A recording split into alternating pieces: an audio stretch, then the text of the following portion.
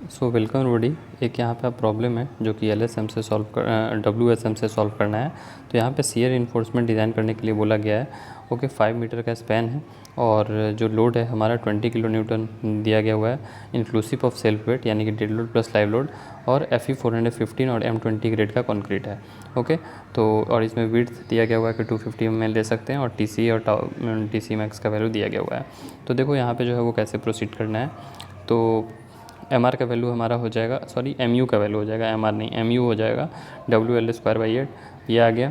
M20 के लिए sigma CBC का वैल्यू 7 होगा और FE 415 के लिए सिग्मा ST का वैल्यू 230 होगा। ये आपको IS कोड से है और ये आपको याद रखना पड़ेगा। ओके, IS कोड में कहाँ से वो भी मैं आपको दिखा देता हूँ कि कहाँ से है IS कोड में। तो ये IS कोड में टेबल नंबर 21 और टेबल नंबर 22 इन दोनों से है। जैसे टेबल नंबर 22 में देखोगे आप, तो यहाँ पे FE 415 के लिए 230 दिया गया हुआ है अगर आप 20 mm तक का डाई यूज़ कर रहे हो, और अगर आप जो है वो 20 mm से ज़्यादा यूज करते हो कॉलम ये सब में, तो उसमें जो है वो 190 कॉलम में बेसिकली 190 ही लेना है। ओके, तो ये है।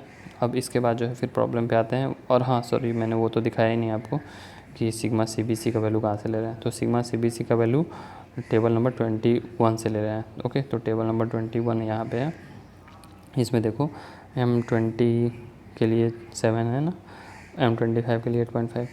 तो इसका ट्रिक भी होता है कि जैसे 20 है तो 20/3 कितना होगा, अराउंड 6 पॉइंट कुछ आएगा, 9 के आसपास या 8 के आसपास। तो 7 के आसपास आ रहा है ना, तो बाई 3 ही होगा, सबका बाई 3 होता है। ये रटने का ऐसा ही तरीका है कि जैसे 10/3 आप करो तो देखो 3 के आसपास आ रहा है, 15/3 करो 5 आ रहा है एग्जैक्टली, 20/3 करो तो 7 के आसपास, 25/3 8.5, 30/3 10। तो वही इसका ट्रिक है। ओके, अगर आप एग्ज़ाम में भूल जाओ तो ऐसे मतलब आप लिख देना। हाँ, तो चलो यहाँ पे देखो 2 चीज़ तो आपको प्रीलिमिनरी थे जो कि यहाँ पे मैंने बता दिया, सिग्मा CBC और सिग्मा ST। उसके बाद आपको जो है वो R का वैल्यू निकालना है फाइनली, ताकि आप D का वैल्यू निकाल पाओ। तो R = half sigma CBC into JD होता है। तो K का वैल्यू आप निकालो पहले, K का value M sigma CBC/M sigma CBC plus sigma ST। Okay, तो उसके लिए M का वैल्यू चाहिए होगा और फिर J निकालना होगा। तो M का वैल्यू 280/3 सिग्मा CBC होता है। तो इसमें आप वैल्यू पुट करो तो M का वैल्यू आ गया, फिर K का वैल्यू आपको वैल्यू पुट करो तो K का वैल्यू आ गया और J का वैल्यू आ गया। ओके, सो ये सब फार्मूला बेस्ड है और कुछ नहीं। हाँ, तो ये फार्मूला जैसे आप रट जाओ, ये जो यहाँ पे फार्मूला लिए तीनों है ना, ये फार्मूला रट जाओ। अब उसके बाद जो है वो हमें MR = RBD² करना है। तो MR का वैल्यू हमने ऊपर में पहले निकाल लिया था, यहाँ से D का वैल्यू निकल के आ जाएगा। तो इससे हमारा D का वैल्यू जो है वो ज़्यादा ही होना चाहिए, मिनिमम हमारा D का वैल्यू 523 आना चाहिए। तो हम लोग कैपिटल D अगर देखते हैं कितना आता है, तो क्लियर कवर ऐड कर दिया plus स्टीरअप plus main bar by 2, तो 566 आ रहा है। तो हम लोग 570 प्रोवाइड करते हैं।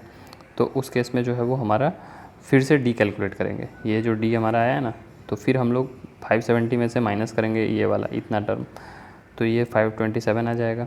ओके, अब देखो उसके बाद जो है वो हमारा क्या होता है कि AST का वैल्यू निकालेंगे।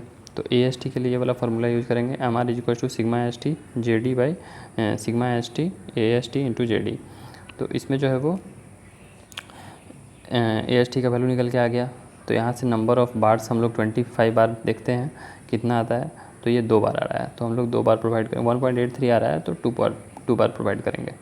उसके बाद जो है वो हमारा टाउ V का वैल्यू निकालना है। तो टाउ V = VU/BD। ओके, तो VU का वैल्यू क्या है, VU = WL/2 होगा। ओके, WL/2 शायद मैंने यहाँ पे WL लिखा है लेकिन ये WL/2 होगा। तो VU का वैल्यू निकल गया, फिर BD का वैल्यू पुट कर दो तो टाउ V का वैल्यू निकल जाएगा आपको। फिर टाउ V का वैल्यू आपको निकल गया, टाउ C से कंपेयर करो, टाउ C से वैल्यू ज़्यादा है तो हमें VUS निकालना होगा, अनबैलेंस्ड शियर फोर्स। तो ये इसमें जो है वो VU का वैल्यू जो हमने निकाला है ऊपर में वो minus tau C into BD, ये वैल्यू आप निकाल लो। फिर जो है वो हमने जो है वो 8 फाई का स्टीरअप यूज़ किया है 2 लेग, तो उसका एरिया ये हो जाएगा। ओके, फिर स्पेसिंग ऑफ स्टीरअप जो है वो कितनी है, तो ये है स्पेसिंग ऑफ स्टीरअप के लिए फार्मूला। देखो एक बात बता दूँ, अगर आपको नहीं समझ में आ रहा है सीयर के लिए एटलीस्ट।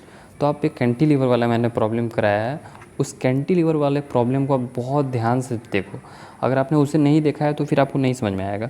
ओके, कैंटिलीवर वाला प्रॉब्लम को आप एक बार देख लो तो स्टीरअप का जो डिज़ाइन है और सीयर के लिए जो चेक है वो सारा आपका क्लियर हो जाएगा। लेकिन अगर वो आपका क्लियर नहीं होगा ना, तो क्योंकि देखो LSM और WSM दोनों में जो है वो सीयर का जो चेक होता है वो सेम होता है। तो अगर आप LSM का सीख लोगे अच्छा से तो WSM में भी सेम कर दोगे। तो बस वही चीज़ मैं यहाँ पे रिपीट कर रहा हूँ। ओके, तो यहाँ पे आपको फार्मूला पुट करना होगा, चेक फॉर एस बी के लिए ये वाला फार्मूला पुट कर दो तो आपका निकल के आ गया। फिर जो है वो आपका SB के लिए ये 2 कंडीशन से भी हम लोग निकाल सकते हैं। ओके, ये जो कंडीशन है कि ये 2 कंडीशन भी सेटिस्फाई होना चाहिए, 0.75D और 300 इसमें से जो कम हो।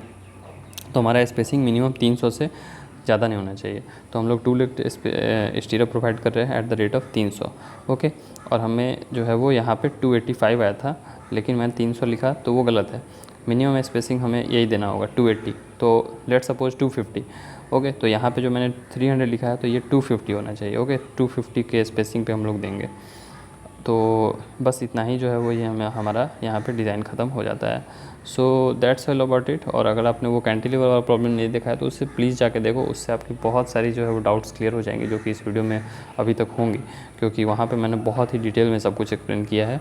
और LSM WSM की जहाँ तक बात रही तो ये वाला फार्मूला आपका बस जो है वो गवर्निंग फार्मूला रहता है, ये तीनों फार्मूला। वहाँ से फिर आपको D का वैल्यू निकालना होता है और D से फिर कैपिटल D का वैल्यू निकालो, फिर कैपिटल D को अपने हिसाब से मैनेज करो और फिर जो है वो AST का वैल्यू निकालो। AST से जो है वो अपना नंबर ऑफ़ बार्स निकालो कि कितना बार्स चाहिए। ओके, और ये 20 प्रोवाइड करना है या 16 प्रोवाइड करना है, ये अपने हिसाब से आप डिसाइड कर सकते हो। ऐसा नहीं कि 5-10 बार या 10 mm का या 8 mm का 10 बार लगा दिए, वो सब भी नहीं चलेगा। लेकिन 20 mm का बार आप चाहे या 16 mm या 12 mm ऐसे प्रोवाइड कर देना। ओके, सो आई होप कि आपको कुछ समझ में आया होगा। So thanks for watching the video.